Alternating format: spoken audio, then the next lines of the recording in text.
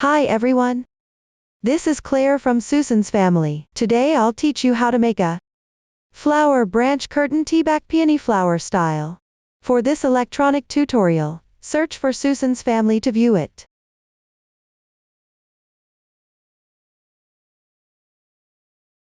This tie is divided into the base piece, the flower branches, and the accessories sections.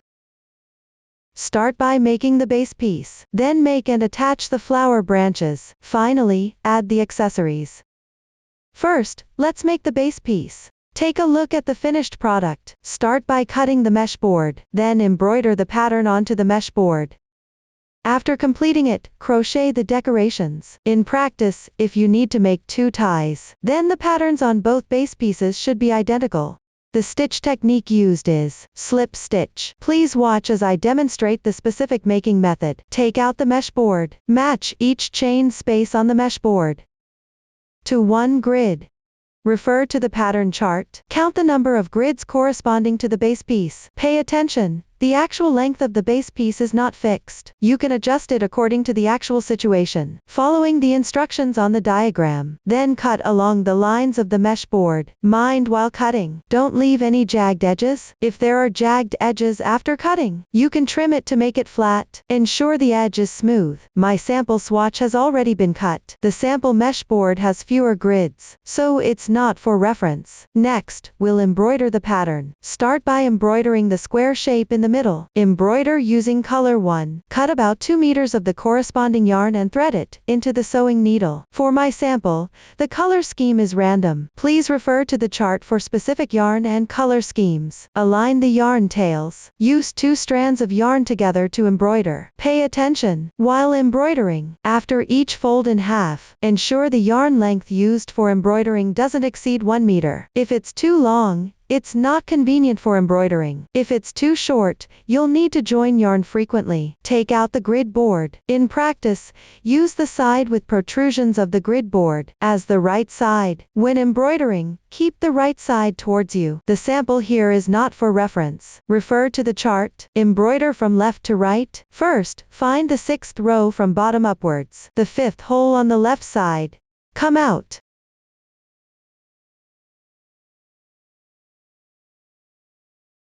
Leave a tail behind. Insert into the adjacent hole at the bottom right corner. Gently pull to tighten. Pay attention. Don't pull the yarn too tight. Don't twist it either. Keep the texture neat. Try to cover the grid board underneath. This way, you've embroidered a line segment. It corresponds to the short line segment at the bottom left of the square pattern on the chart. Match the visible stitches already embroidered. The squares where the ends of the line segment are located are the insertion positions. Continue by coming out from the adjacent chain space on the right side of this segment.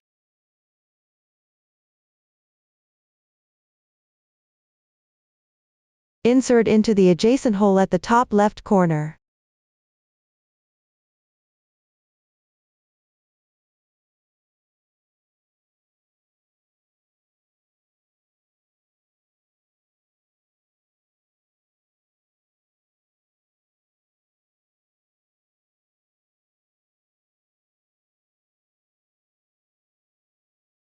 Slightly tighten. Another line segment is done. Proceed downward following these steps, along this column and this row of chain spaces. Embroider 7 more line segments in parallel. The threading order for these line segments can be adjusted according to your preference. Just make sure the line segments are neat and evenly spaced, covering the grid board. When embroidering on the wrong side, you can wrap the yarn tails.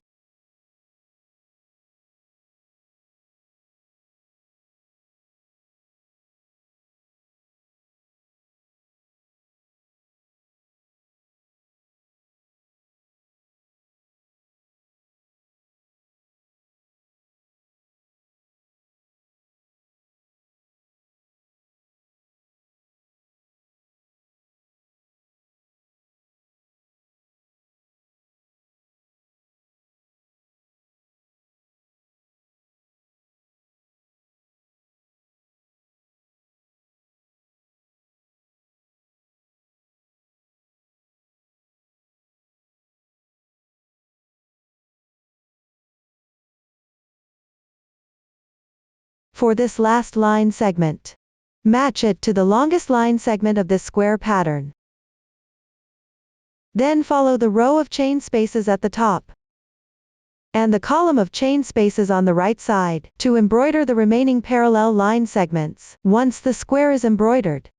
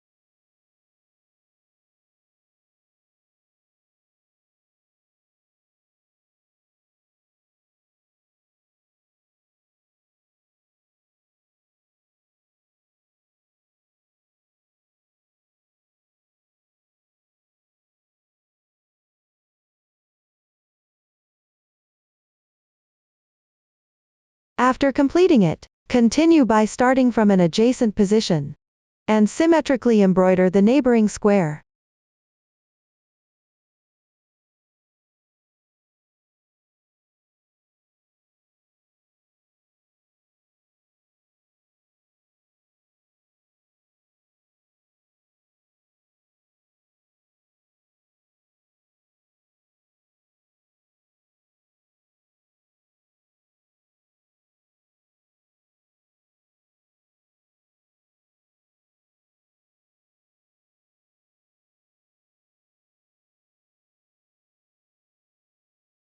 During the process, if the yarn tail runs out, you can secure the yarn tail on the wrong side by picking up the embroidered stitch.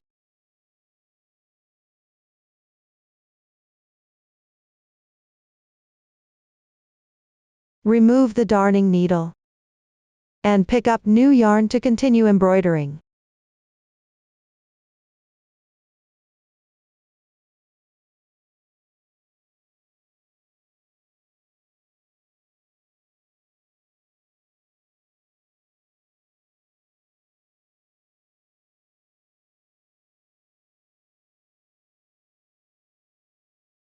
Similarly, start by securing the tail by picking up a loop from the backside.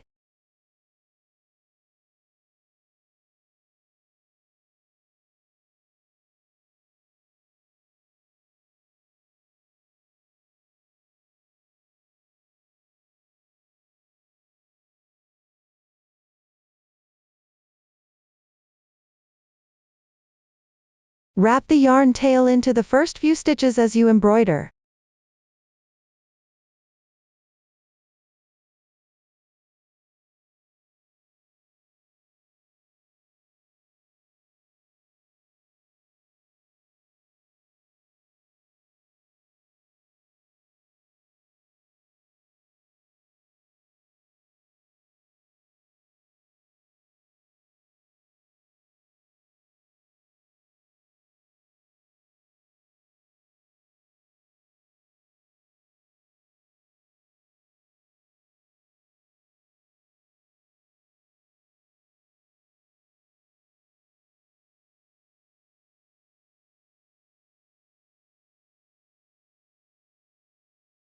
Another square is done. Continue downward following this method until the middle area is completely embroidered. Pay attention to maintaining symmetry in the direction of line segments for adjacent squares.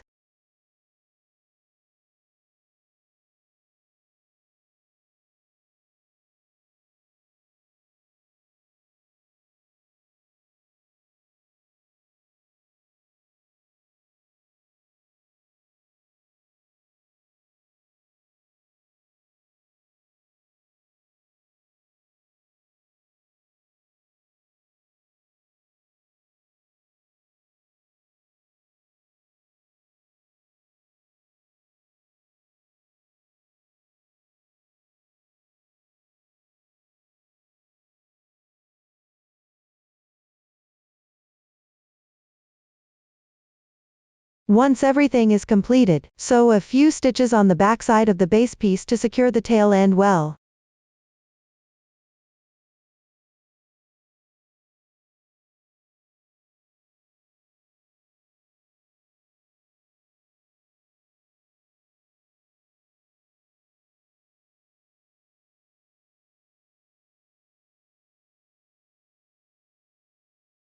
Trim off any excess yarn.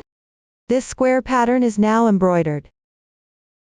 Next, we will embroider the border. The border needs to be embroidered with 2 different colors. Let's start with color 1. Cut about 2 meters of color 1. Thread it through the needle. Similarly, use 2 strands twisted together for embroidering. Start by sewing a few stitches on the wrong side to secure it.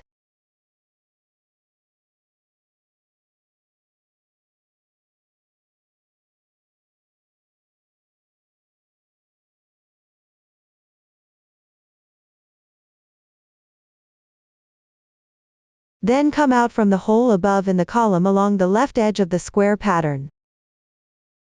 Exit through the hole above.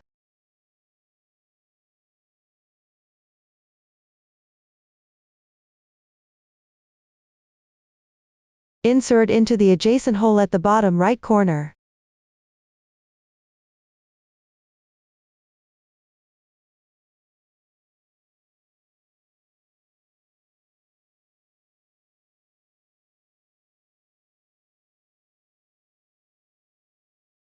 Then draw through the hole adjacent to the yarn tail above.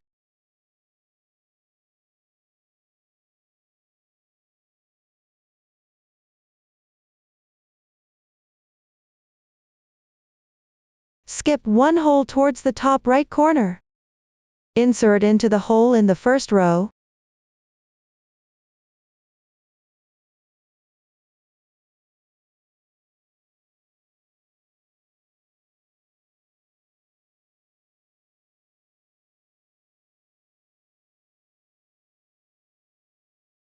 Then exit through the adjacent hole on the right side below.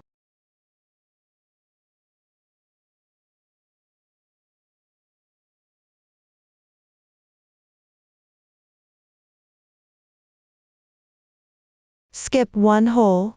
Insert back into the hole along the right edge of the square.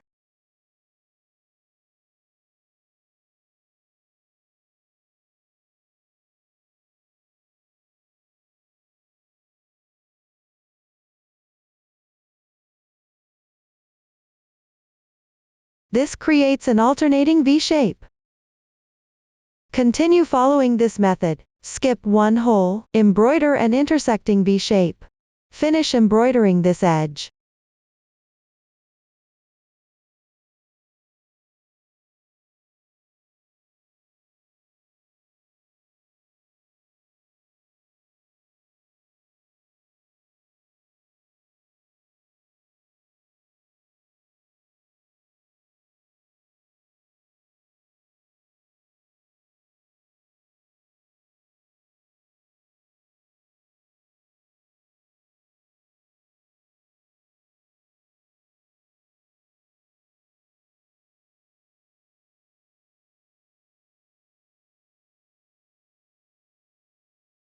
When you reach the corner position, you need to adjust the line placement. The number of squares added or reduced is an even multiple of 9. Refer to the chart and continue embroidering from that position. It's an odd multiple of 9. There will be a situation where the 2 color lines are out of alignment here. This means the placement of stitches stays the same. But switch the positions of color 2 and color 1.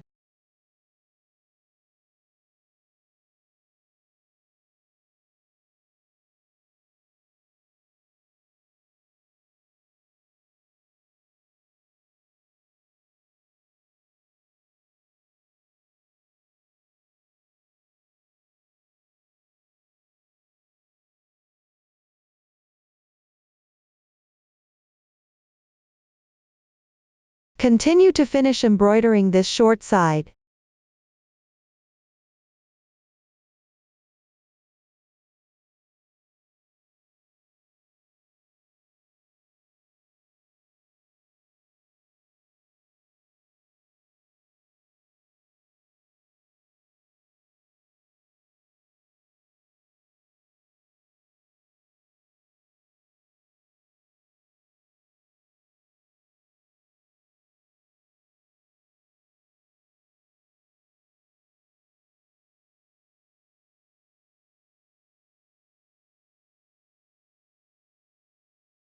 The long side below follows the same pattern for color 2.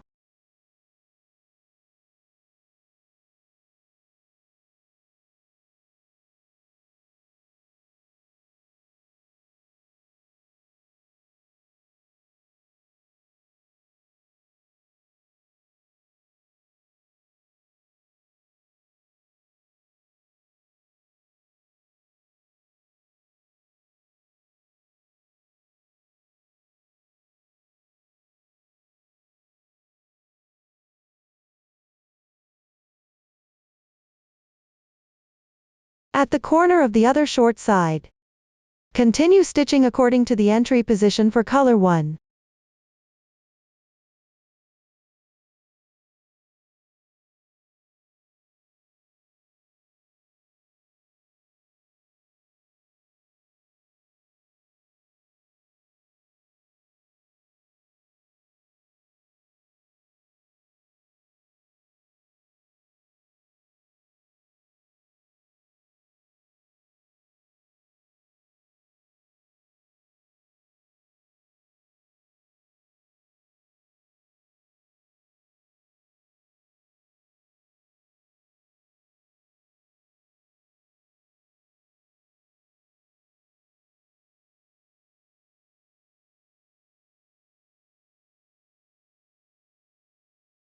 After everything is completed, tie a double knot on the wrong side.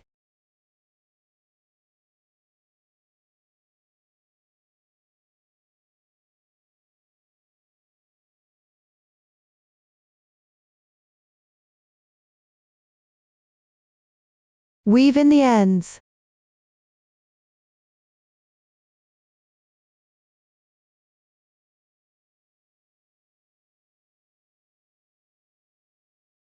Next, cut about 2 meters of color 2. Thread it into a sewing needle. Use 2 strands together for embroidering, as before. First, pick up the yarn tail from the wrong side, and sew twice to secure.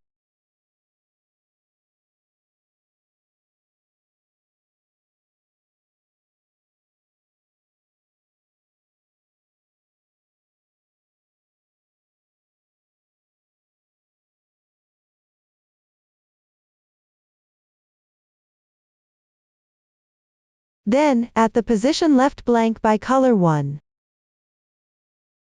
follow the same method used earlier to embroider staggered V shapes.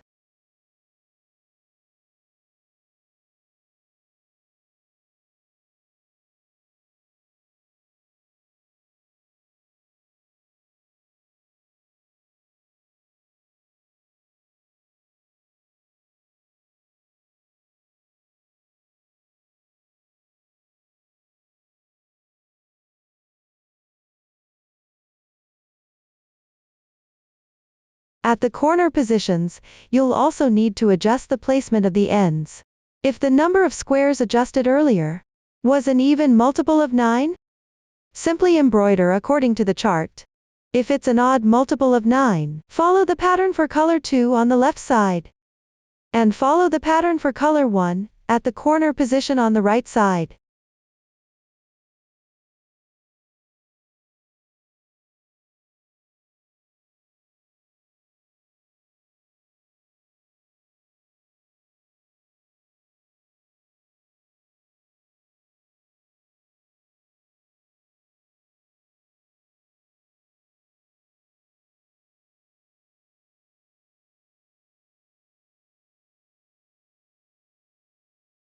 Once completed, tie a double knot on the wrong side.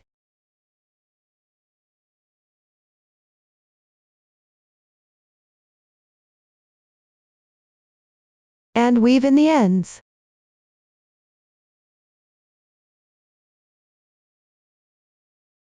This creates a frame like this on the grid board.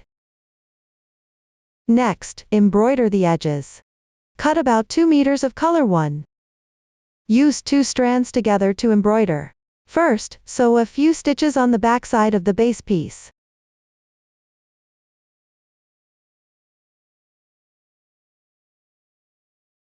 Secure the yarn tail well.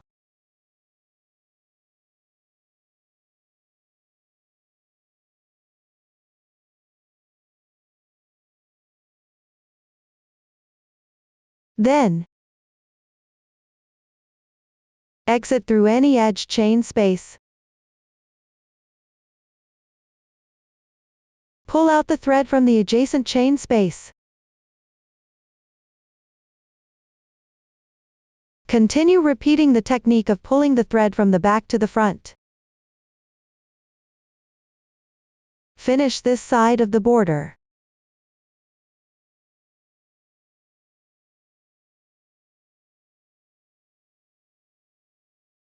When you reach the corner position, sew a few extra stitches. Cover the corner position. Continue downward following this method, sew all the way around to complete the circle.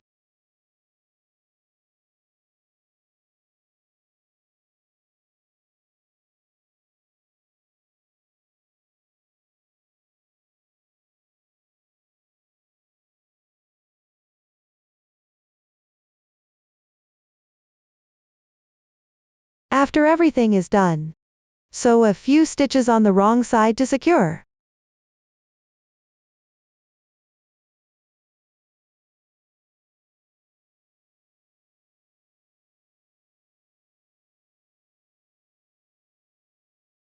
This edge is now finished.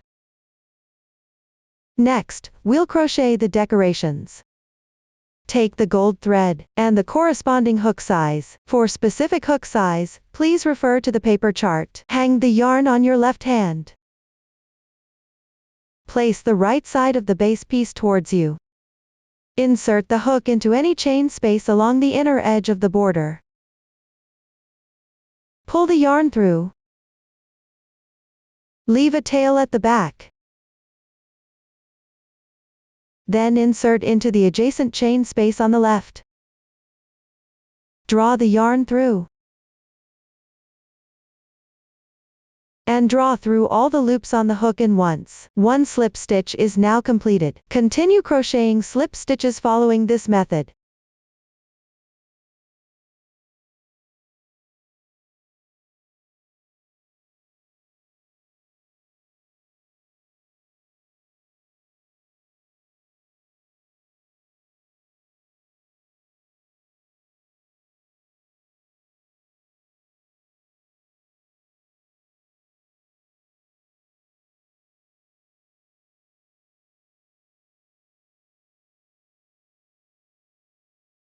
When you reach the corner position, simply follow the inner edge of the border.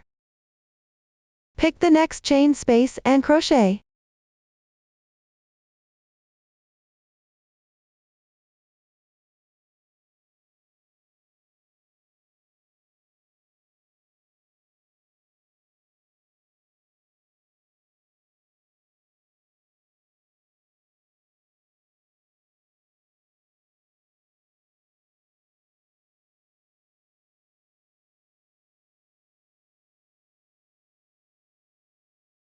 Continue crocheting all the way down to complete this round.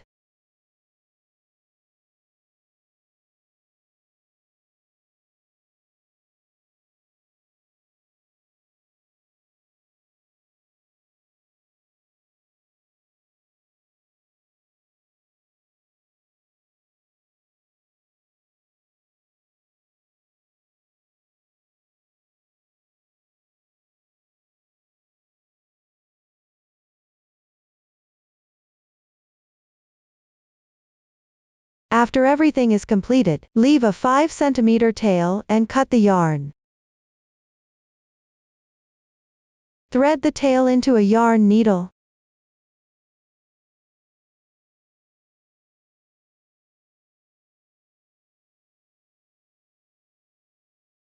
Pass it through the first slip stitch braid.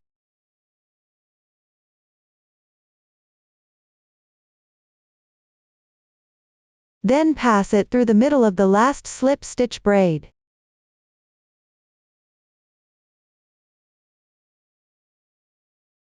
Tie the beginning and ending tails with a double knot.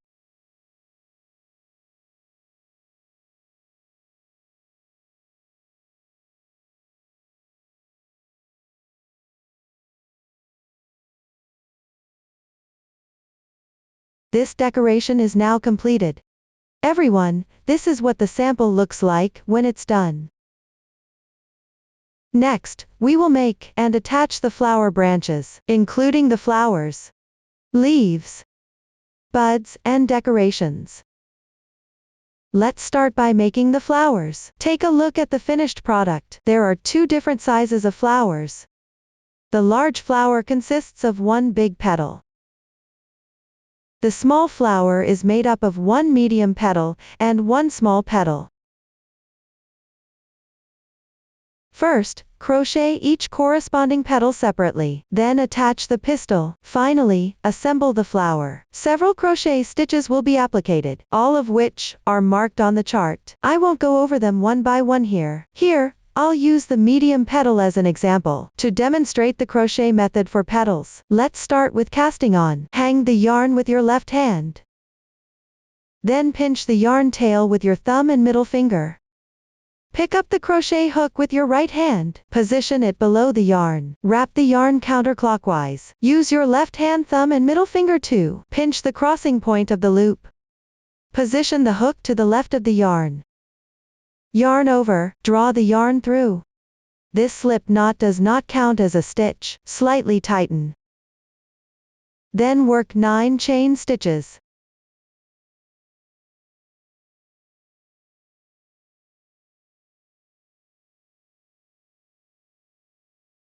After completing, join with a slip stitch in the first chain. Note: do not twist the foundation chain here. You can make sure all the right sides of the chains are facing up. Align the beginning and ending. Place the starting yarn tail above the ending yarn tail. Insert the hook from the outside to the inside. Through the outer strand of the first stitch. Work 1 slip stitch.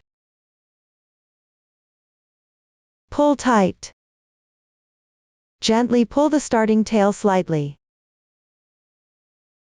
After completing, check again that the foundation chain is not twisted. You should now have an even flat circle. This completes the foundation ring.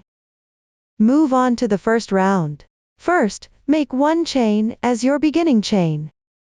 Then work 1 single crochet into the same place, which is the insertion point of the slip stitch. As you crochet, place the yarn tail above the hook and gradually incorporate it into the fabric while crocheting.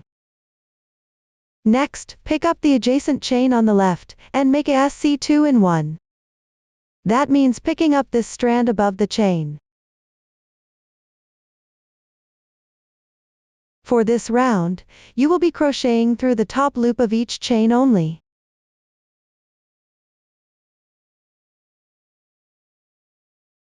Continue downward, work 2 single crochets sequentially.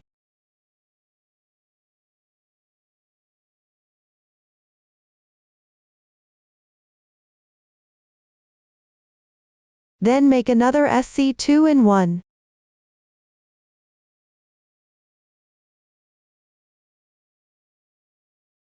Afterwards, follow the pattern of crocheting 2 single crochets and 1 SC2 in 1, repeating this sequence 1 more time.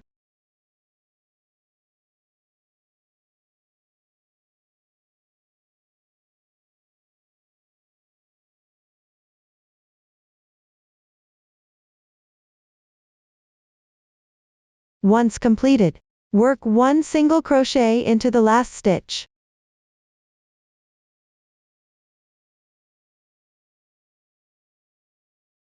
Next, on the first single crochet stitch, make 1 slip stitch. Pull tight. That completes the first round.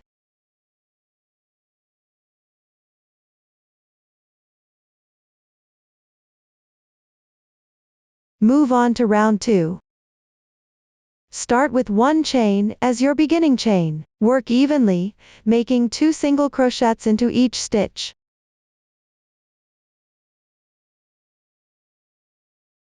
After completion, chain 4. Starting from the second to last chain, pick up the top strand and work 3 single crochets in sequence.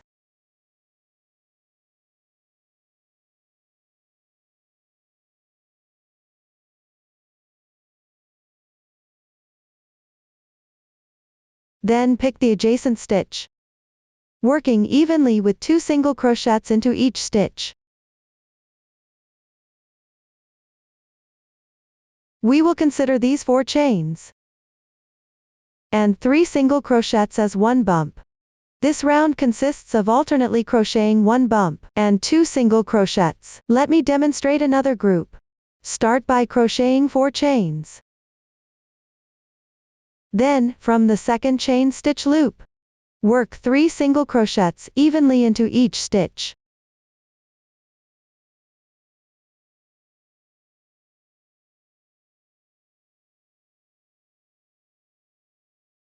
Go back to the stitches of the previous round, and correspondingly make 2 single crochets.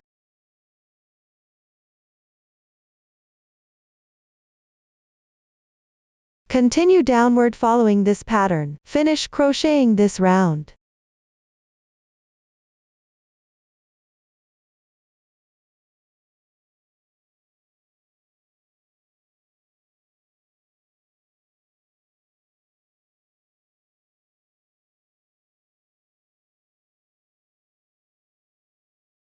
Complete the last bump.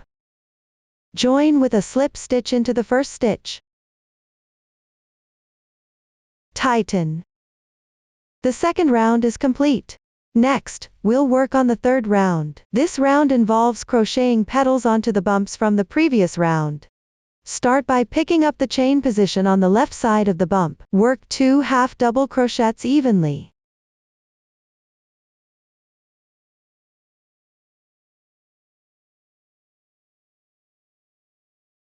Then make 1 DC2 and 1 in the left chain position. That means you'll crochet 2 double crochets in this position. Let's start with the first one. Yarn over, insert the hook. Yarn over, draw the yarn through. Now there are 3 loops on the hook. Yarn over, pull through the first 2 loops. Now there are 2 loops left on the hook. Yarn over again, pull through these 2 loops. 1 double crochet is done. Continue with the second stitch. Yarn over, insert the hook. Yarn over, pull the yarn through. There are 3 loops on the hook. Yarn over, draw the yarn through the first 2 loops. Repeat this step twice. 1, 2. The second double crochet is complete. This DC2 in 1 is now finished. Next, on the top of the bump, pick up 1 strand and work 4 double crochets.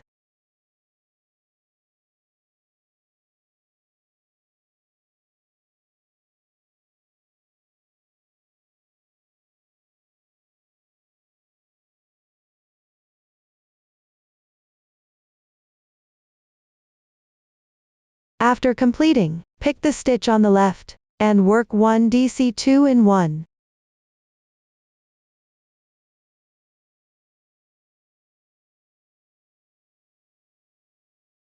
Then pick the stitch on the left again, and work 2 half double crochets correspondingly.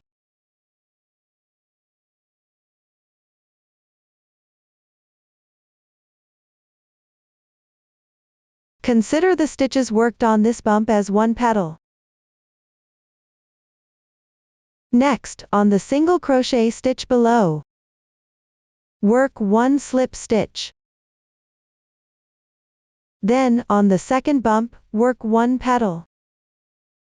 Let me demonstrate it again. First, pick the chain position, and work 2 half double crochets correspondingly.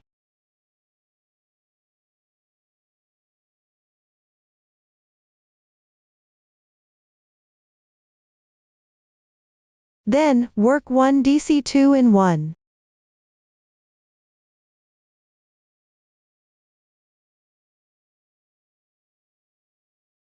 Next, on the top of the bump, work 4 double crochets.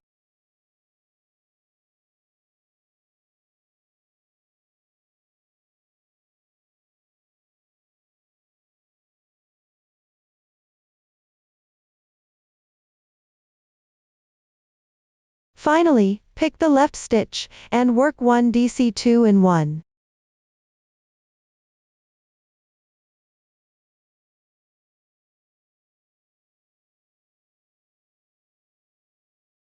And 2 half double crochets.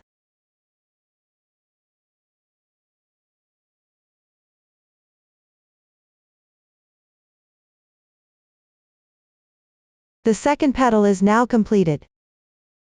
Continue with 1 slip stitch on the single crochet below. Proceed to work the remaining petals in the same way.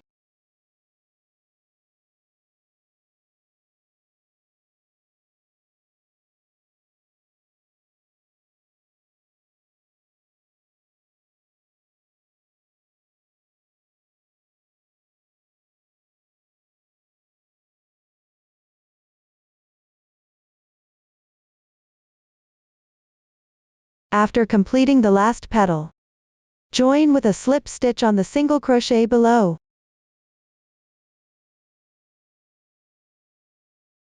The third round is now finished. Next, we will work the fourth round. Directly pick up the left petal. Work 1 single crochet into the second half double crochet stitch.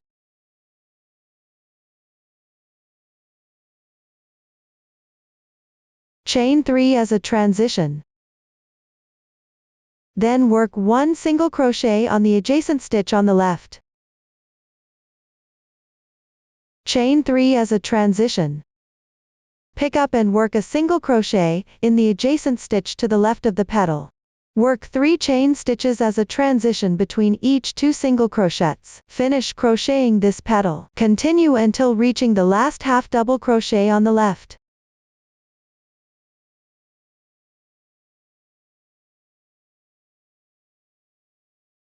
Now we've reached this position.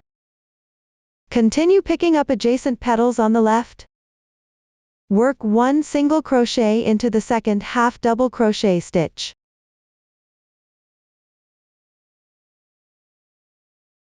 Chain 3 as a transition. Continue picking up and working single crochets in the adjacent stitches on the left. Work 3 chain stitches to connect between each 2 single crochets. Finish crocheting this petal. Continue until just before the last half double crochet.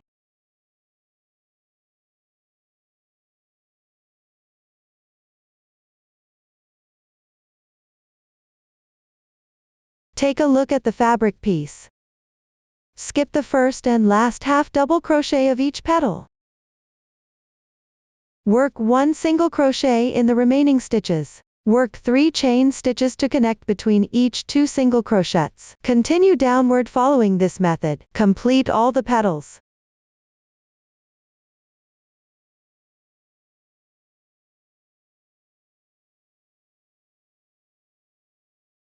Finish with the last single crochet.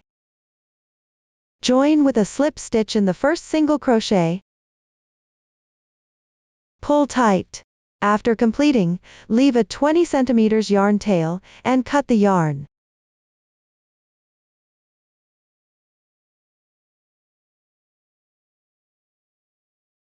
The fourth round is now finished. Up to this point, the crocheting method for the medium petals has been explained. The crocheting methods for small petals and large petals are similar to those of the medium petals. The only difference is the number of stitches in the raised part. For large petals, start crocheting the raised section in the third round. After completing the small or large petals, fasten off normally. Crochet 1 chain stitch to secure. Leave a 5 cm yarn tail, and cut the yarn. On the wrong side of the fabric, weave in the ends along the texture.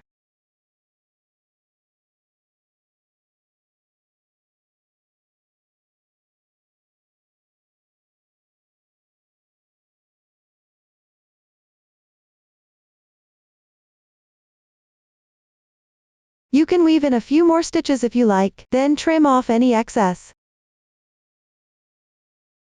Refer to the chart for further details. Refer to the previous demonstration. Use the corresponding contrasting color yarn. Crochet the required amount of petals and set them aside. Now, I'll use a small sample to demonstrate the assembly method for the flowers. Let's start with assembling the large flower. Take about 8 pistils.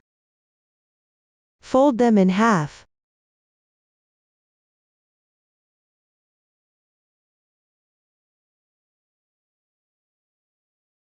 Insert from the right side into the center of one small petal. Then continue by inserting it into one medium petal of the same color.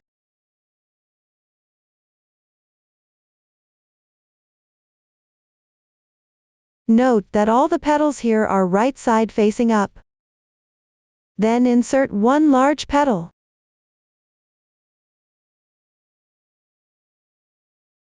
Adjust the position of the petals. Slightly stagger each layer of petals. Thread the reserved yarn tail of the medium petal into a yarn needle. Pick through the center and sew a few stitches to secure it. While sewing, make sure to hold the pistil in place as well.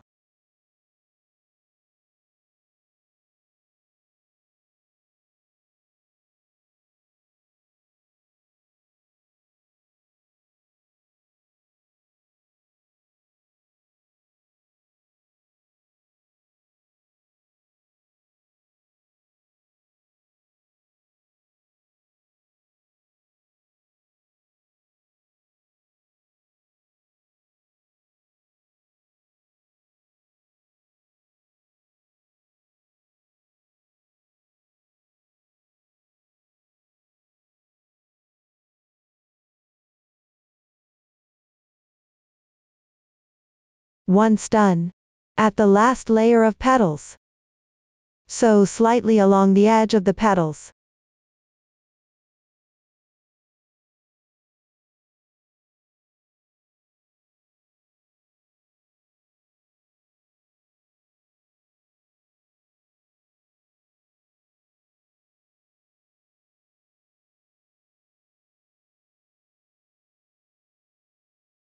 Arrange the petals so they overlap like this.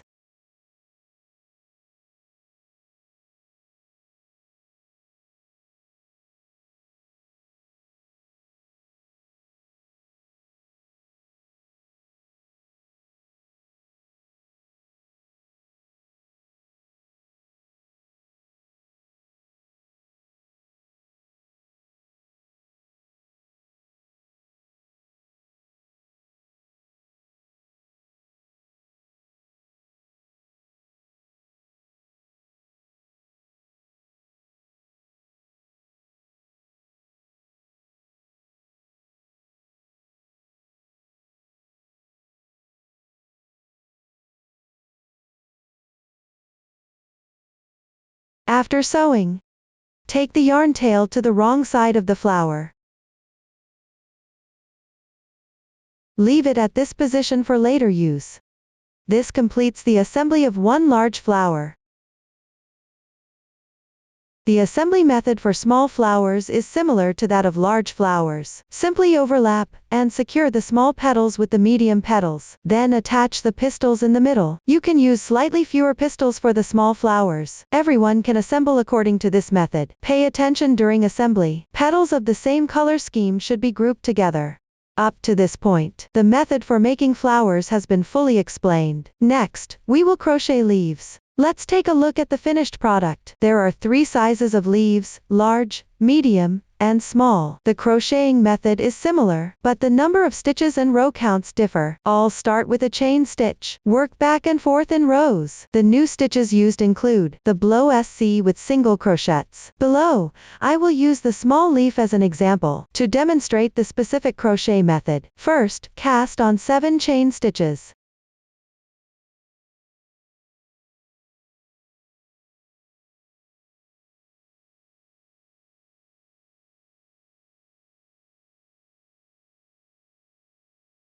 Then work the first row. Make 1 beginning chain. Start from the second chain stitch from the hook. Pick up the top strand of each chain loop, and work a single crochet. Continue working single crochets all the way down the foundation chain.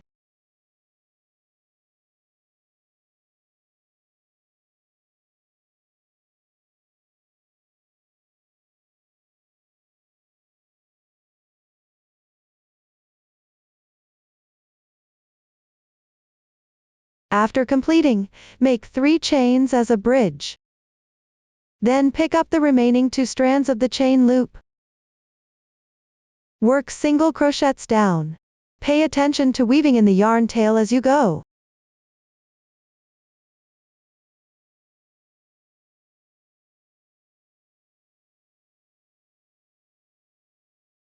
The stitch pattern on this side should be symmetrical to the other side of the chain. Keep crocheting until you reach the second to last chain loop.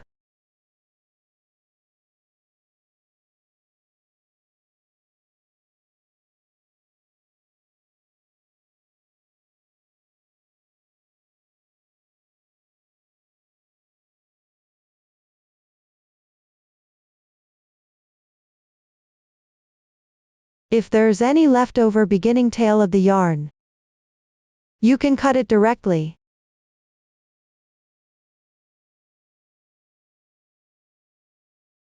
That's how you complete the first row. You can see that the texture on the right side of the fabric is clearer. The texture on the wrong side is blurry. Take this side with the row of single crochets as the right side, and use it as the front side of the leaf. Now move on to the second row. Make 1 chain as your beginning chain. Turn the piece counterclockwise. Skip the first stitch below. On the second stitch, work 1 blow SC. We'll simply call it the blow SC from now on. Pay attention, on the wrong side, the corresponding stitches, the V-shaped loop located above, and to the left of the single crochet, pick up the back loop of this stitch, and work 1 single crochet. Like this, keep picking the back loops and working single crochets. This is called the blow SC. Continue working the blow SC in the next section. Work until you reach the chain space from the row above.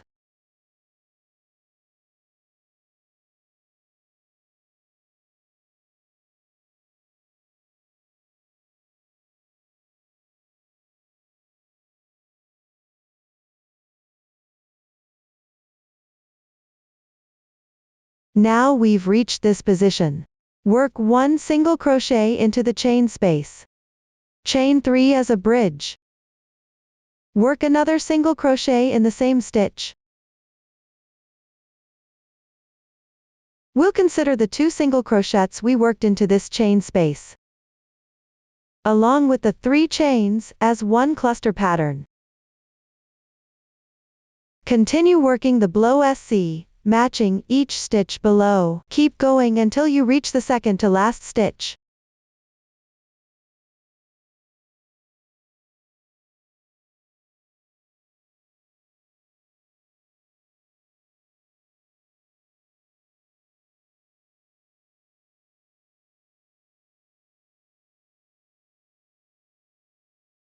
Row 2 is now complete. Let's move on to row 3. Make 1 chain to start. Turn the work piece. Skip the first stitch below. Start from the adjacent stitch on the left side. Work the blow SC, corresponding to each stitch below.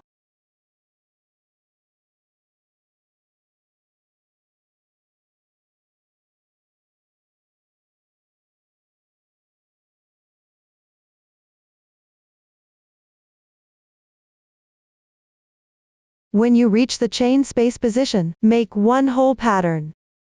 Begin with 1 single crochet. Chain 3 as a transition. Then make another single crochet. The whole pattern is now complete. Continue picking up the remaining stitches, and work the blow SC. Do this until you reach the second to last stitch.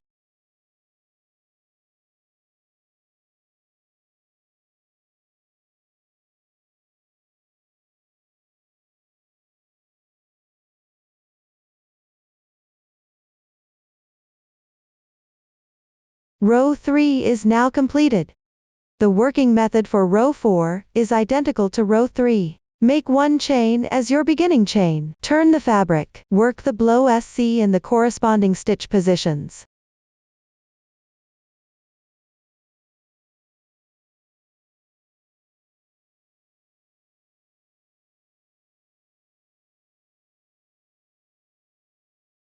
In the chain space, make 1 whole pattern.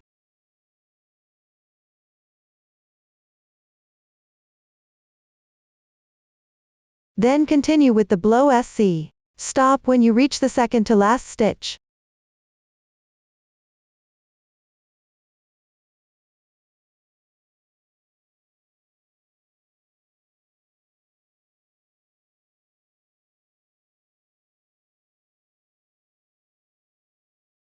Row 4 is now done. Next, work on row 5. Make 1 chain to start. Turn the piece over. Begin with the blow SC on this side.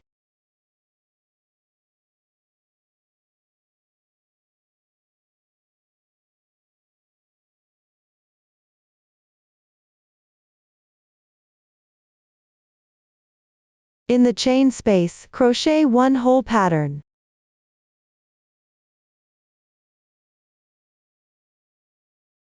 After completing it, continue with 2 more blow SC. Then crochet 6 chains.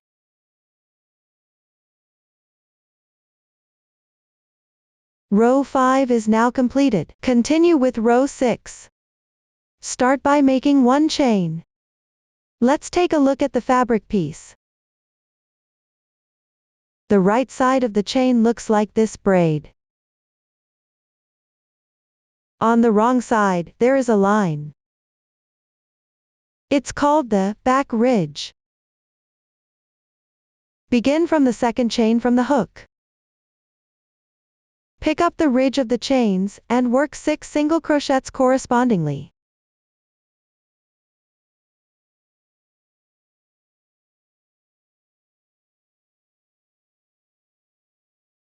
Then continue picking up stitches to make blow SC.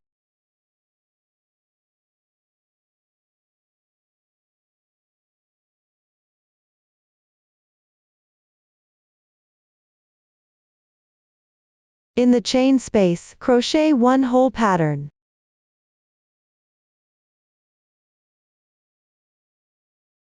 Next, pick up the corresponding stitch, and work 3 blow SC.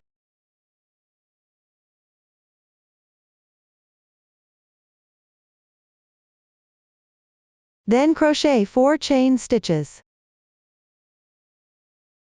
Row 6 is now complete. Next, start row 7. Begin with 1 chain as the starting chain. Start from the second chain braid from the hook. Pick up the ridge and work 4 single crochets in sequence.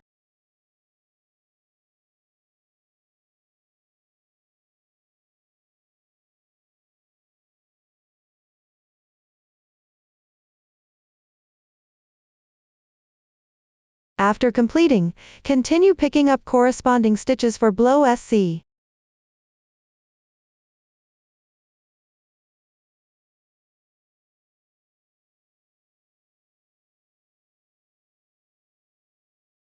Crochet a whole pattern in the chain space.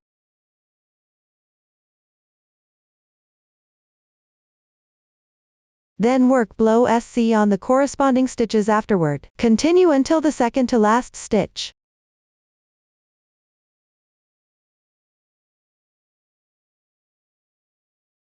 This completes row 7. Now, I'll use a small sample to teach you how to count rows. Make sure the front side of the leaf is facing you. Odd-numbered rows show the right side of single crochet texture, which looks like V shapes. Each V represents 1 single crochet stitch. Even-numbered rows are the back texture. You'll see a horizontal bar across the top. Hold the fabric piece with the right side facing you. Count from the inside out. Count the rows by alternating between the right and wrong sides. 1, 2, 3, 4, 5, 6, 7.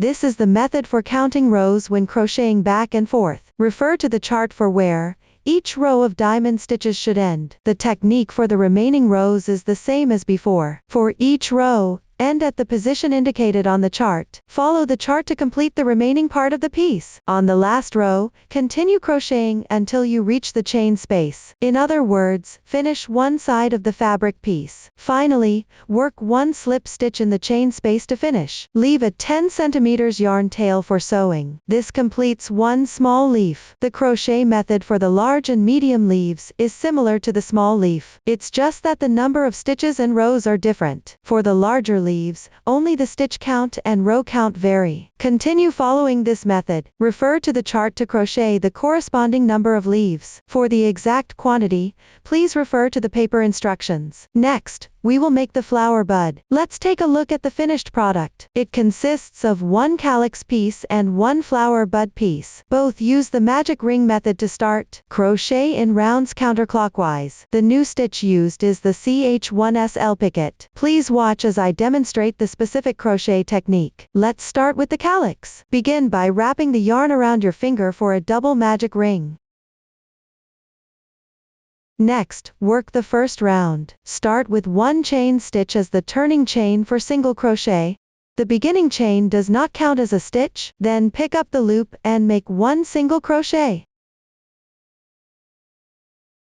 Next, work one picket of 1, chain 1 picket. From now on, we'll call it a picket stitch. Start with one chain stitch. Then insert below the single crochet through both loops. Work one slip stitch.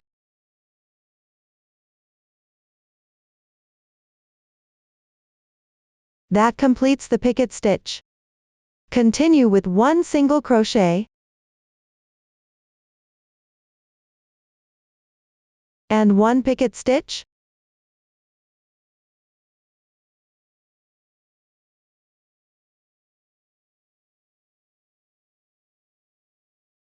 For this round, you need to work 5 single crochets. Work one picket stitch above each single crochet. You've already completed 2 stitches. Follow this method.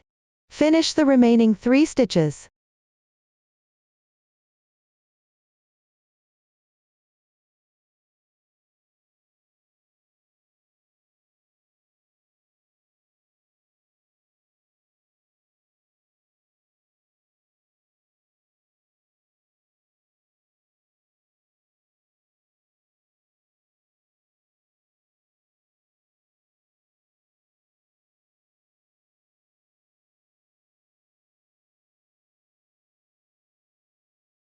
After completing,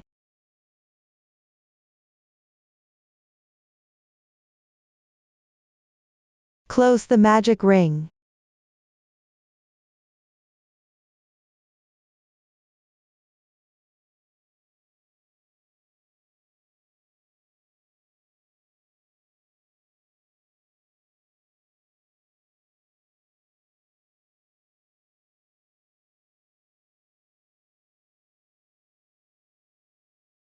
Work one slip stitch on the first single crochet to join.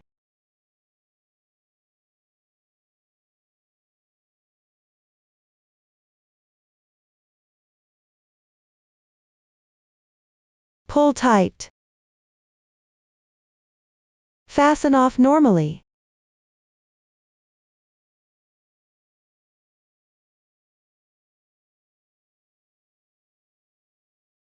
Then thread the yarn tail onto a sewing needle.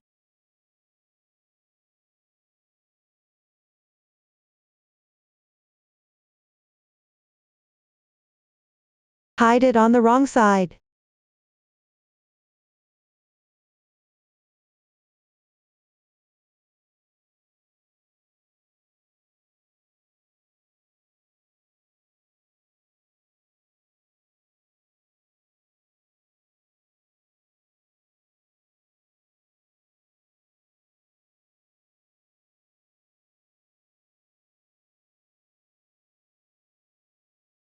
Trim off any excess.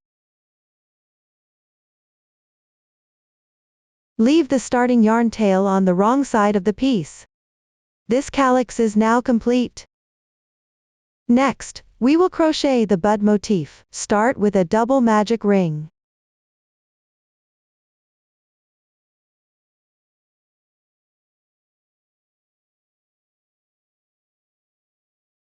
Chain 4.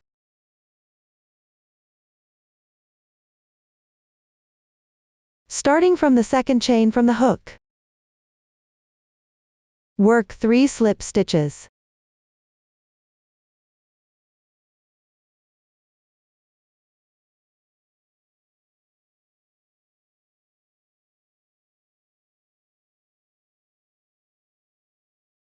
After completing, work 1 chain for transition. Pick the first chain position. With the remaining 2 strands, work 1 single crochet. Continue by picking the adjacent chain position on the left. Work 1 half double crochet. Then pick the left chain position again. Work 1 DC2 in 1.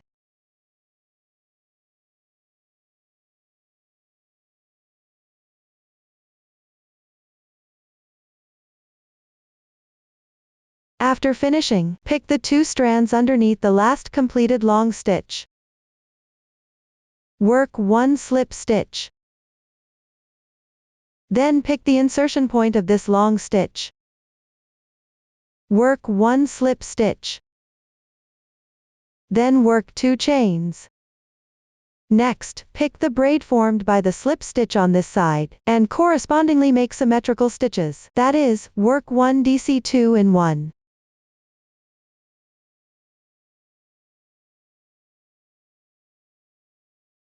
One half double crochet.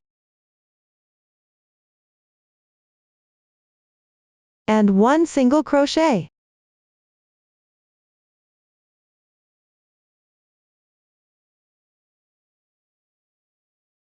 Next, pick up the whole of the stitch and work 1 slip stitch. Consider these stitches as one petal. Let me demonstrate another petal. Start by working 4 chains. Begin from the second chain from the hook. And work 3 slip stitches correspondingly.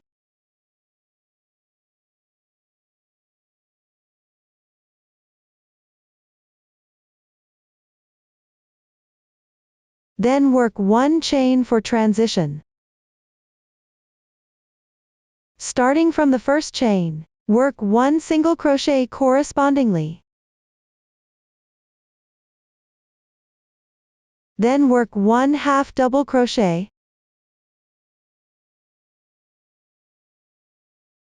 And work 1 DC2 in 1.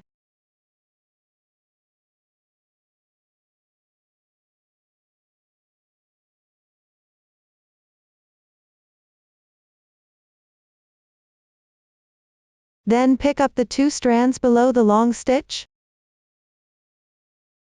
Work 1 slip stitch.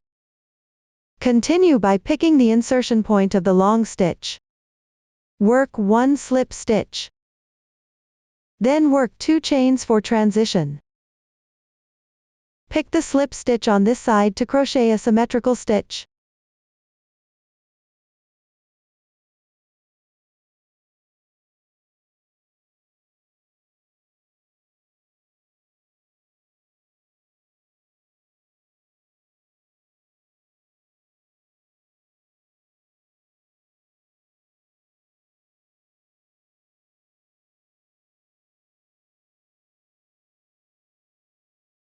After completion, pick up the large hole, and work 1 slip stitch.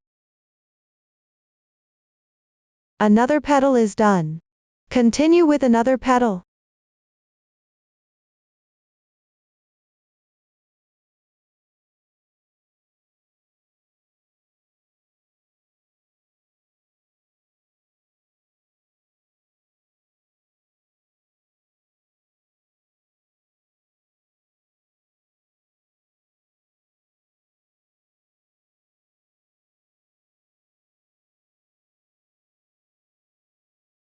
After everything is completed, leave a 15 cm yarn tail, and cut the yarn.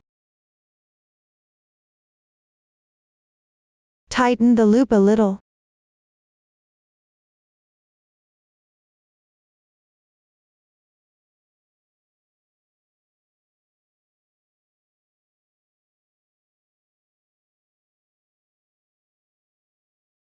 Hide the starting yarn tail.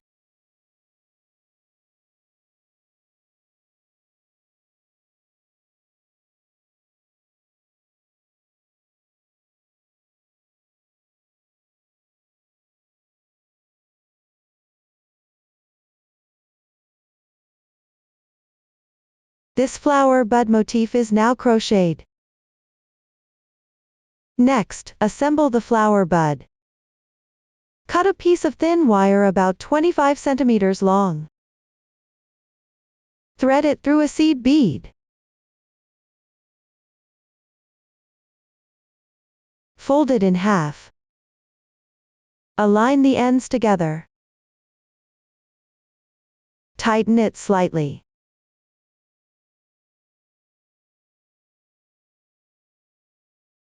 Thread a water drop bead through. Mindful to insert it from the thicker side.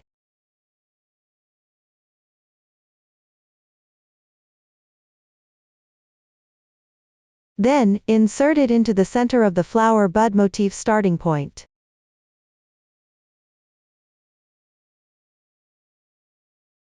Note, insert it from the wrong side.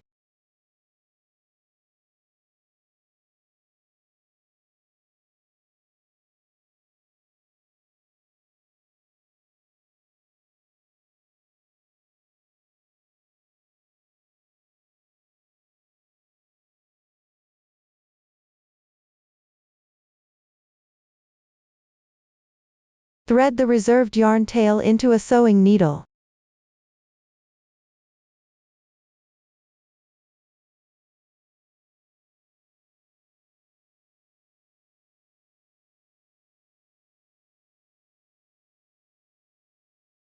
Pick a spot at the upper middle part of the petal. Sew a few stitches to secure it.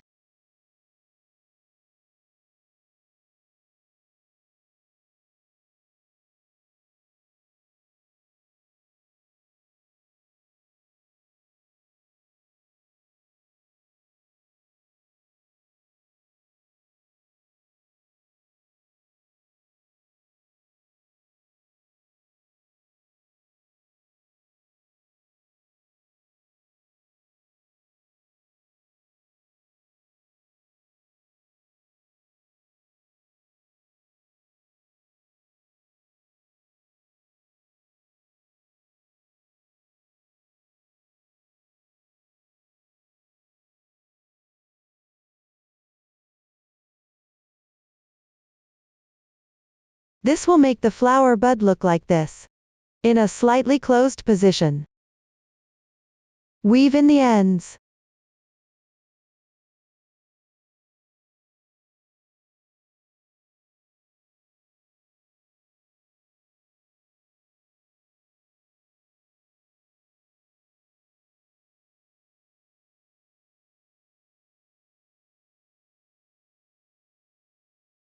Next, insert the thin wire into the calyx. Pay attention to insert it from the right side.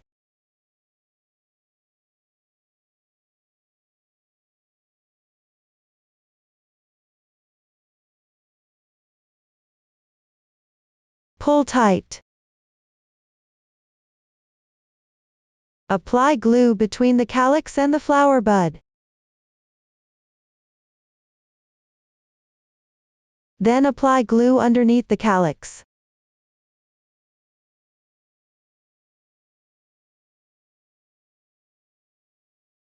Take out the same color yarn as the calyx. Wrap the branch tightly.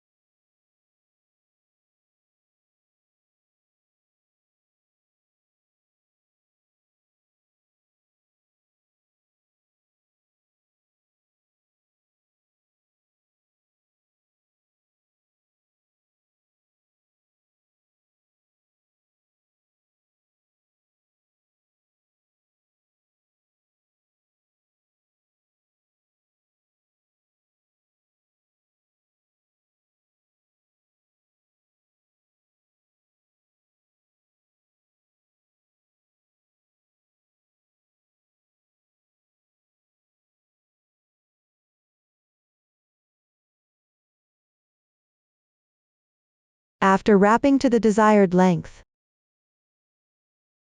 Apply glue at the end to secure it in place.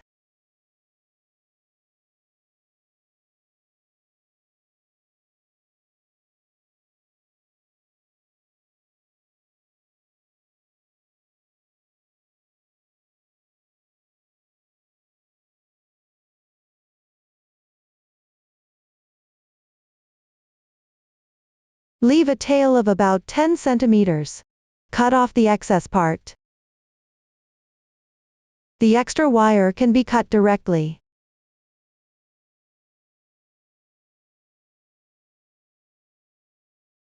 This completes the assembly of the flower bud. Now move on to making the decorations. Let's take a look at the finished product. It is made up of bead branches and seed bead flowers. Please watch as I demonstrate the specific making method. First, let's make the bead branch. Cut a piece of thin wire about 40 centimeters long. Insert one glass leaf.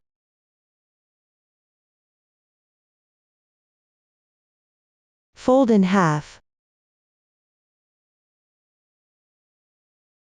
Place the leaf at the middle of the wire. Tighten slightly.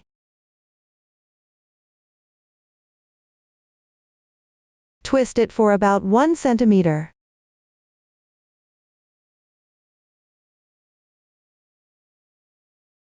Then, on either wire, insert another glass leaf.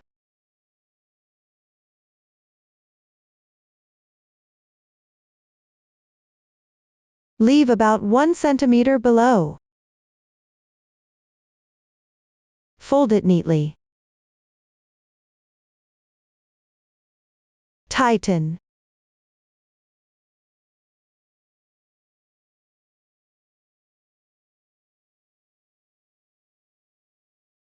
This completes one branch. Next, take the two thin wires and twist them together for a short distance further down.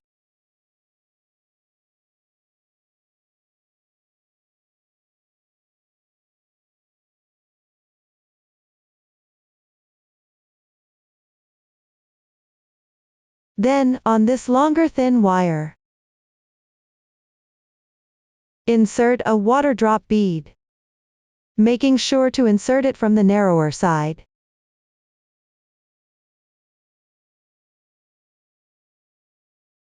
Then insert a seed bead.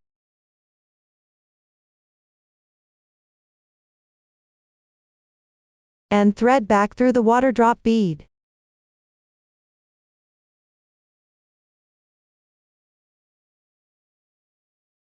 Adjust accordingly. Leave about 1 centimeter below.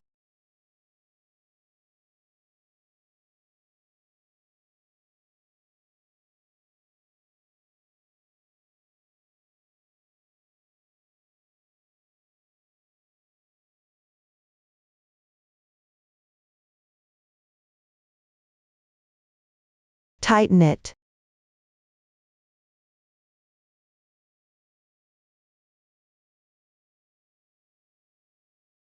Another branch is done.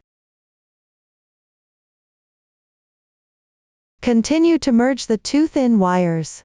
Twist them downward for about 0.5 centimeters.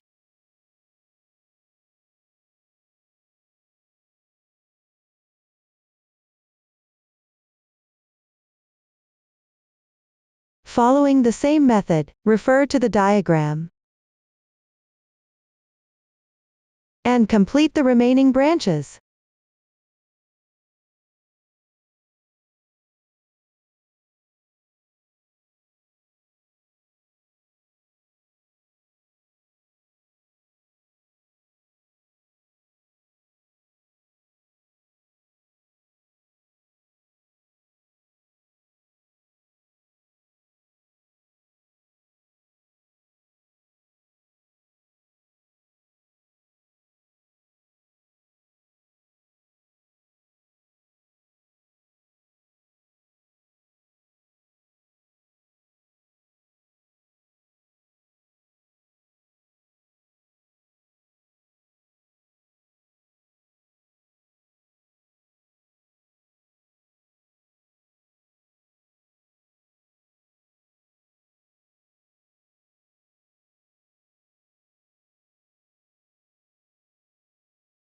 The main part of this branch is now completed. Next, take out the corresponding contrasting color yarn. Wrap the yarn around the thin wire.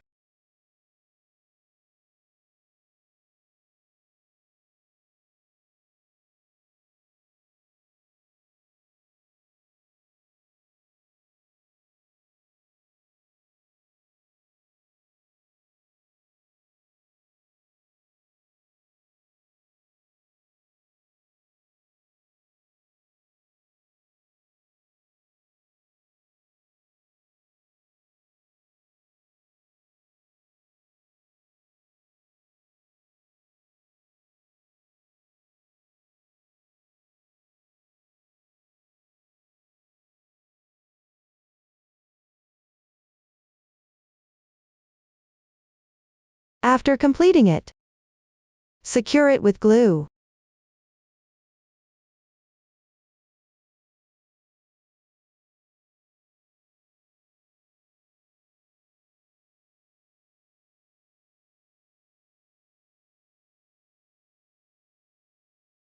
Leave a tail of about 10 centimeters and cut off the yarn. Trim the excess thin wire.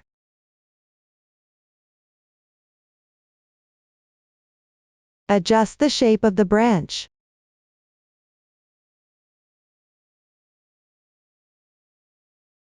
This beaded branch is now complete. Next, let's make seed bead flowers. Cut a piece of sewing thread. Insert it into a beading needle. Then thread on 7 seed beads. Reserve a segment of thread below. The color scheme for the seed beads can refer to the pre-made sample, or choose according to your own preference. My sample uses random color combinations here.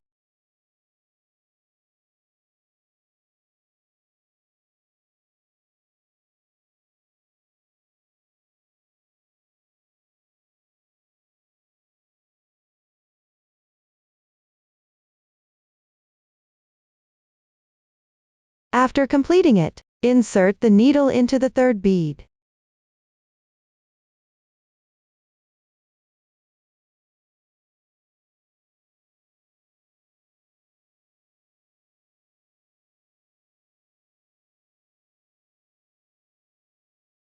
Then continue by threading through the next adjacent 2 beads.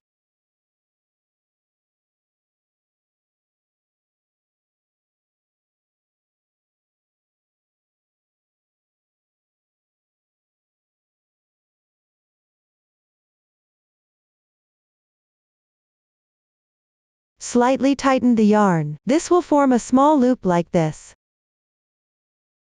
Continue by threading on 5 seed beads.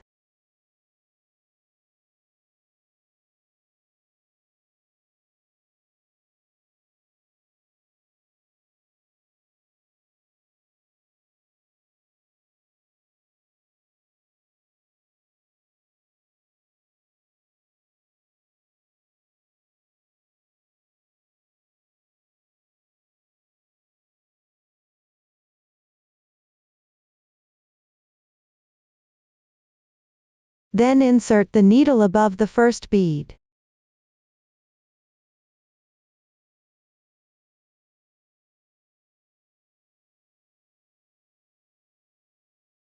Slightly tighten the yarn. Consider these beads as one petal. I'll demonstrate another petal for you. Start by threading on 7 seed beads.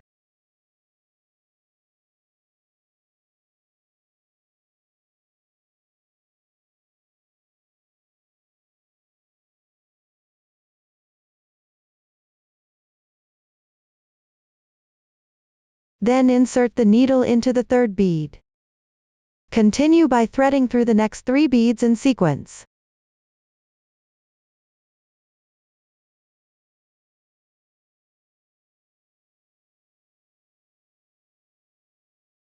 Tighten the yarn.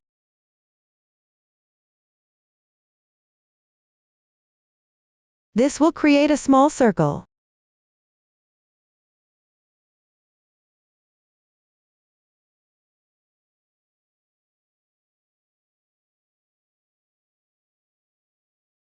Continue by threading on 5 more seed beads.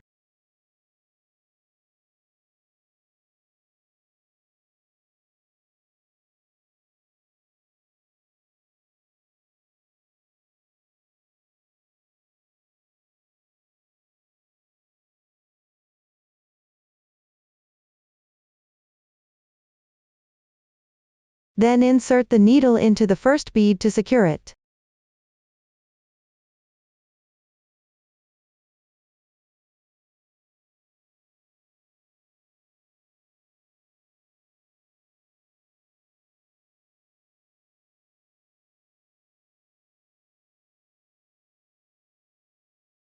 Another petal is done.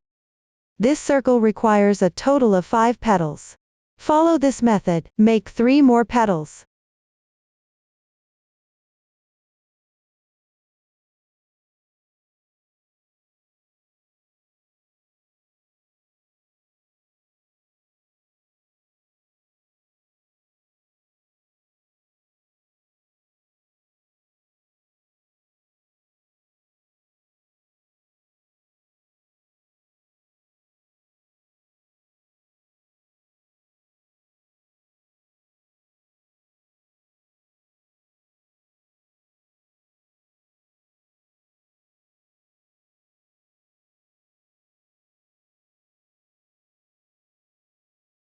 After everything is completed, if the shape of the flower doesn't look quite right yet, you can continue using the sewing thread, sew and secure the bottom seed beads together.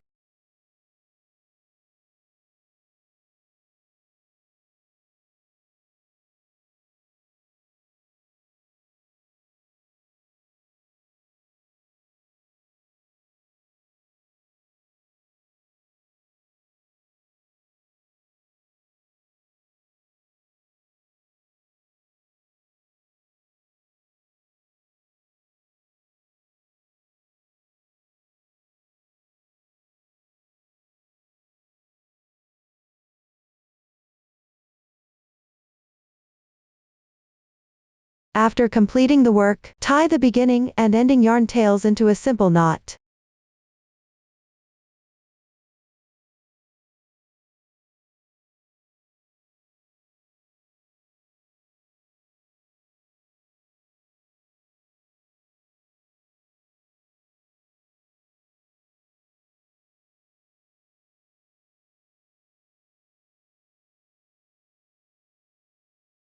Leave about 5 centimeters of the tail end before cutting the yarn. Next, cut a piece of thin wire about 20 centimeters long. Insert it through an orange seed bead. Fold it in half.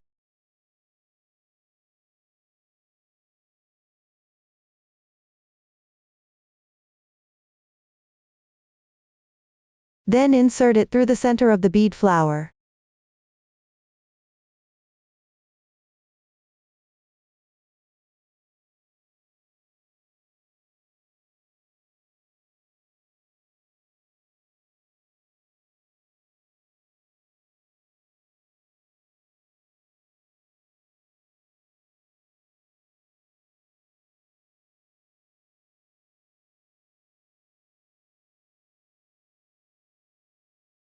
Tighten the wire below the flower.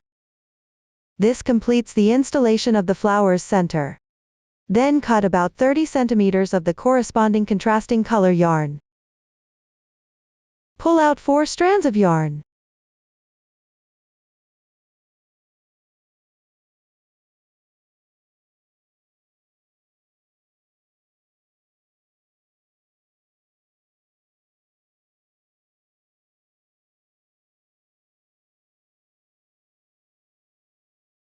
Wrap them around the thin wire below the seed bead flower.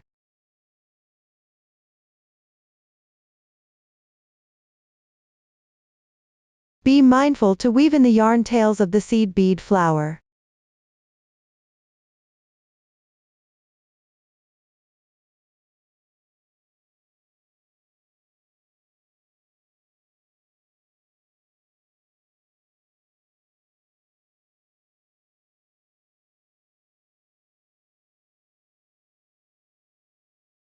After completing, apply glue to secure it in place.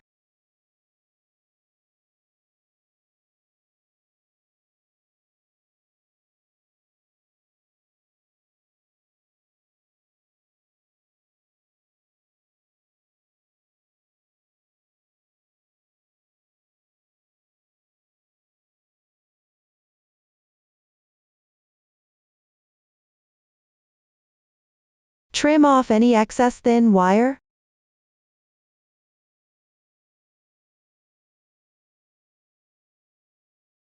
This completes the seed bead flower. Follow these steps. Make another seed bead flower for backup. Next, proceed with the assembly. Let's take a look at the finished product. Assemble all the flower branches, and sew them onto the middle of the front side of the base piece. Sew the flowers side by side in the middle. Pay attention to keeping the flower positions tight for a better look. Among them, sew a large leaf below each large flower. And a small leaf as well. Sew the bead branch in the middle. Sew the bud below the small flower. Seed bead flower, and the medium leaves. In practice, if you need to make 2 ties, the flower branches on both ties should be distributed symmetrically. Please watch me demonstrate the specific sewing method. Start by sewing the leaves below the large flower and the bead branch. Thread the reserved tail of the small leaf into the sewing needle.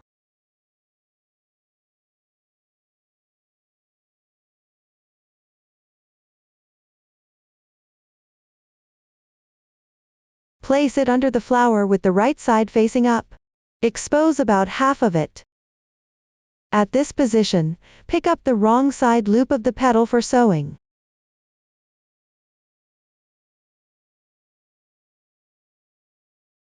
The sewing method is not fixed. Just make sure it's sewn securely, and ensure no sewing traces are visible on the surface.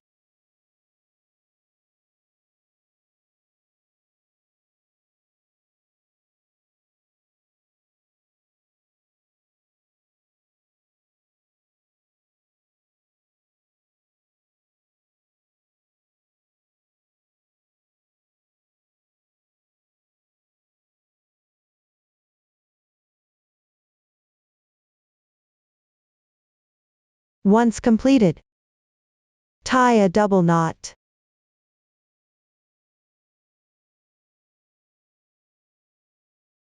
And weave in the ends.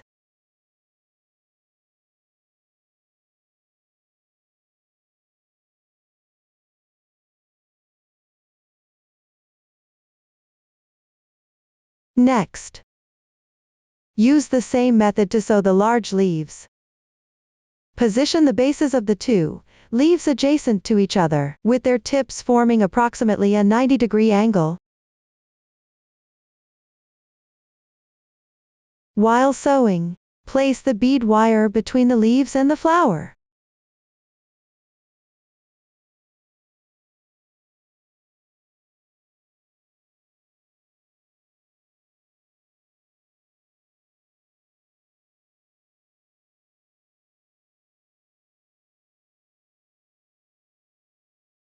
Secure it firmly on the leaf.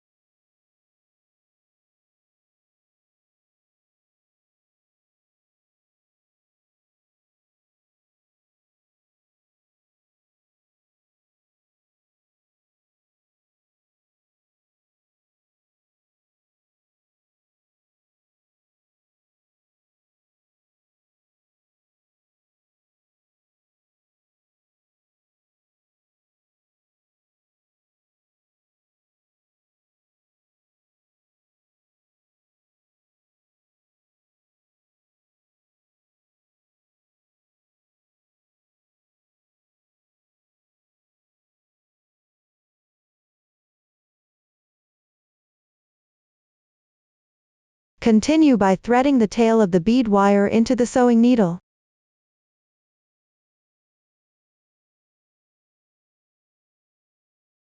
Bend the excess thin wire.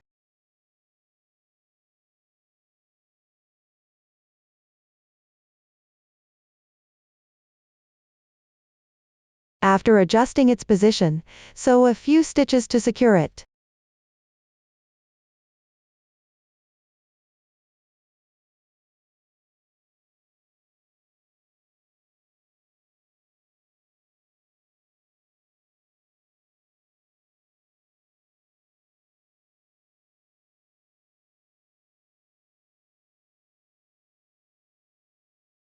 Weave in the ends.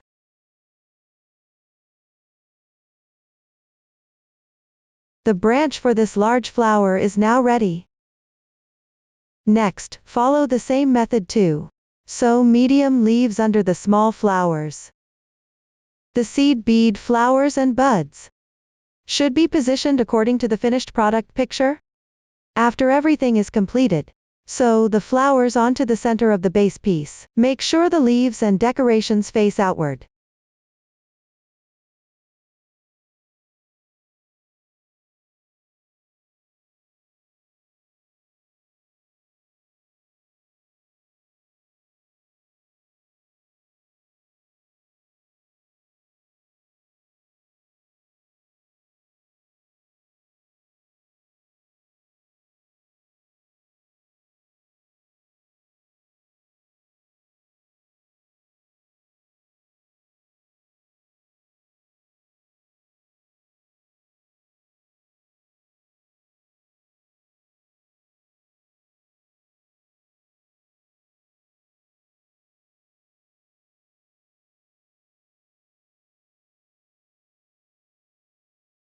Once done, tie a double knot.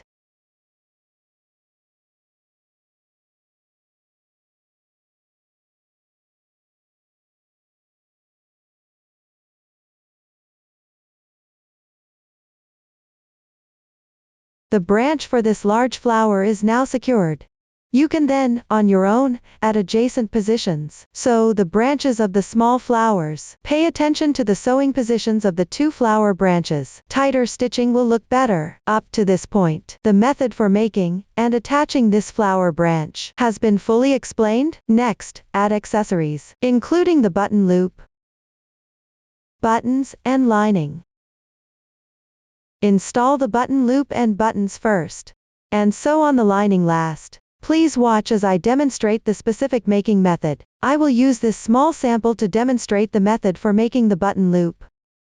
The motifs on the sample base are embroidered randomly. There are no flower branches sewn together. This is just a demonstration of the technique. You need to crochet the button loop using 2 strands of yarn held together. Let's take a look. In one yarn ball, there is a yarn tail at both the center and the outside. You can crochet with these 2 yarn ends held together. Hang the yarn with your left hand. The button loop can be attached to the middle of any short side. Make sure the right side of the base piece is facing you. The side where you want to attach the button loop should be facing up. Locate the topmost row. Find the 2 spaces in the middle. Insert the hook into the hole on the right. Hook the yarn out.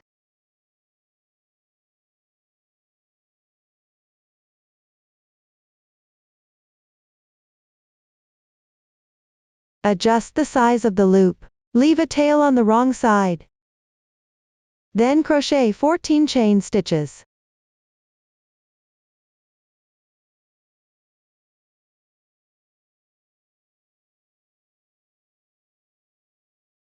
After completing, join with a slip stitch into the adjacent hole on the left.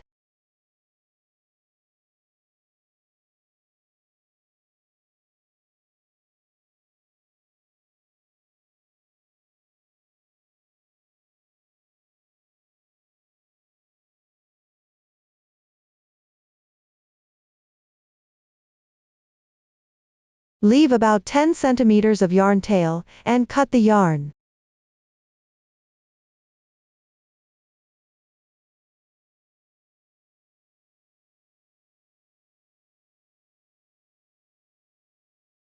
Tuck the yarn tail to the wrong side at the joining position.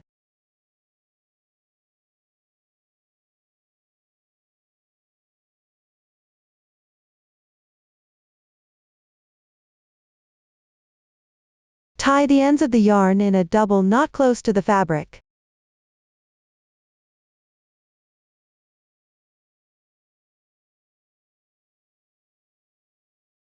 Hide the yarn tails on the wrong side of the base piece.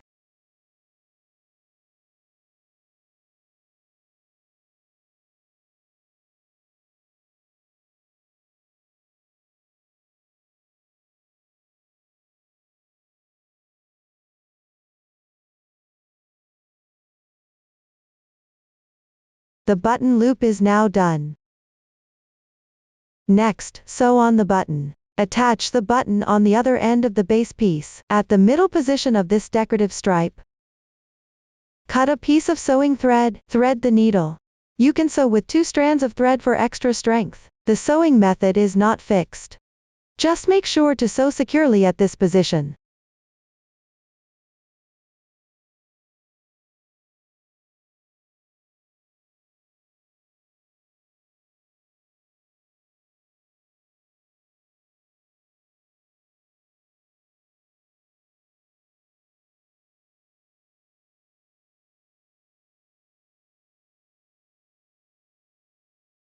After completing, take the beginning and ending tails of the thread, tie a double knot on the wrong side.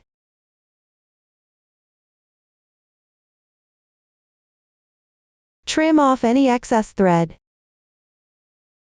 The button is now sewn on. Next, let's make the lining. Since there is only one piece of lining fabric, you can watch me demonstrate first, and then follow along to make it. Place the base piece flat on the lining fabric. Pay attention, the smooth side of the lining fabric should face up, and the fuzzy right side should face down. Trace the shape onto the lining fabric along the edge of the grid board.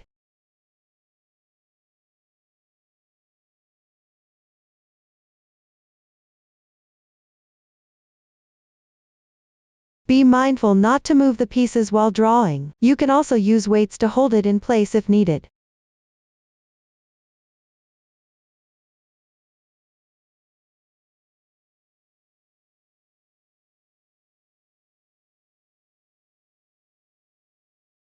After completing the tracing, measure 1 centimeter away from the marked lines on the outside, and cut out the lining fabric.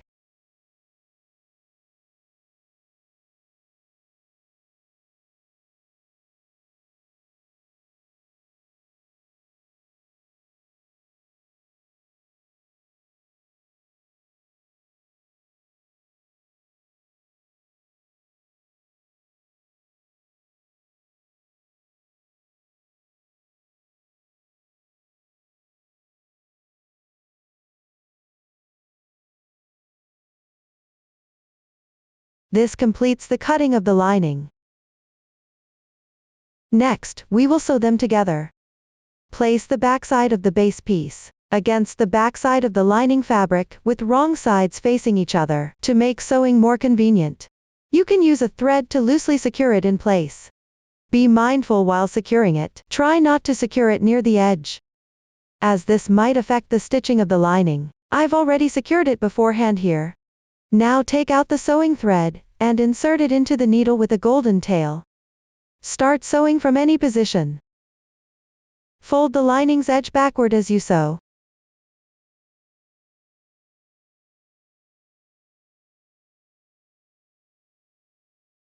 Pull the lining slightly taut, so it doesn't bunch up or wrinkle.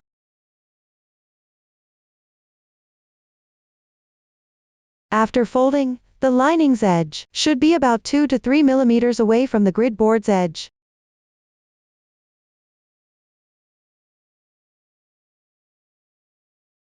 First, on the wrong side of the base piece, sew a few stitches onto the edge loops to secure it.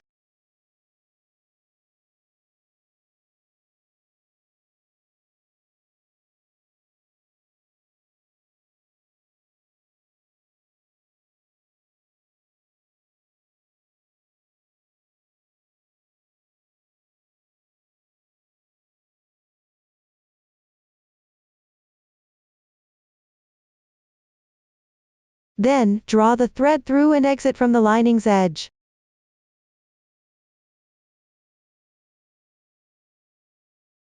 Pay attention. The lining must stick flat against the grid board, or be slightly taut. It absolutely must not be too loose. After folding, press the lining securely in place.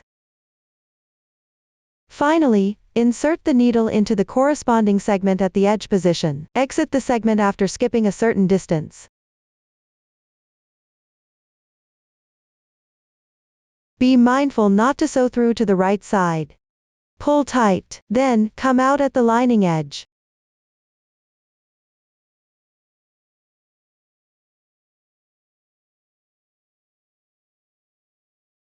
Tighten the yarn.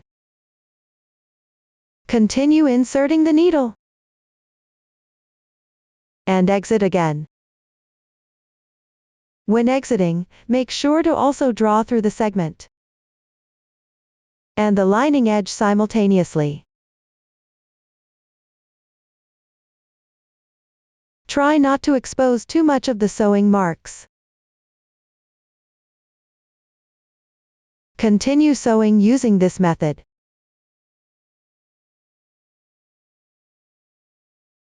The gaps in the sample swatch are larger. When you sew for real, you can make it denser.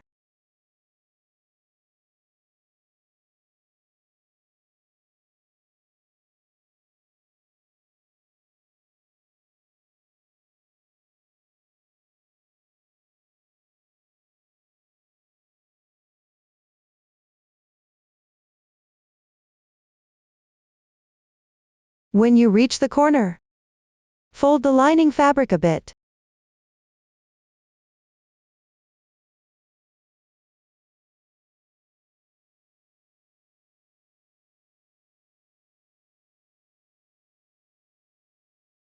And continue sewing.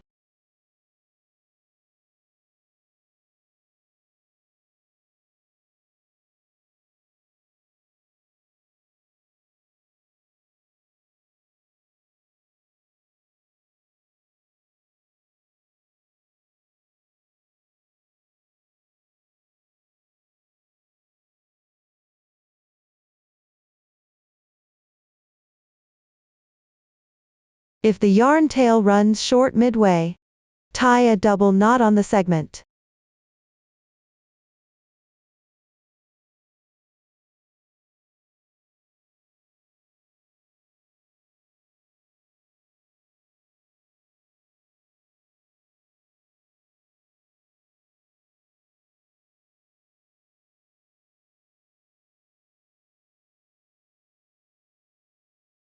Then take another piece of yarn and keep sewing.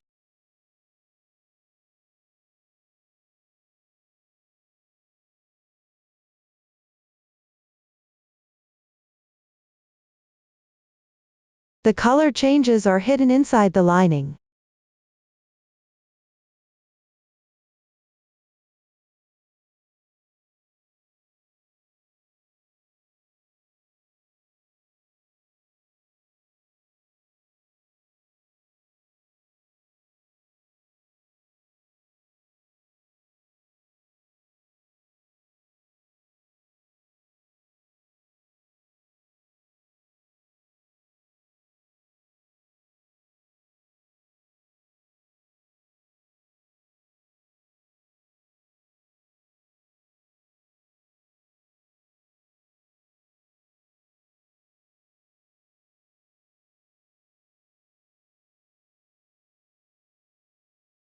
Tie off at the end.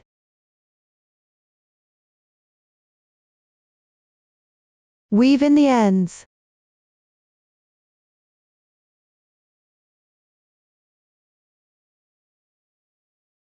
You can remove the securing threads.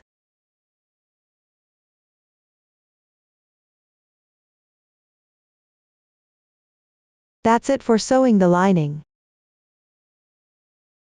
Up to this point, the entire tutorial for this curtain tie back is complete. If you have any questions during the process, Don't hesitate to reach us via our website, Susan's Family, supporting your handwork experience, sharing the joy of life. Thanks for watching, everyone. See you in the next episode.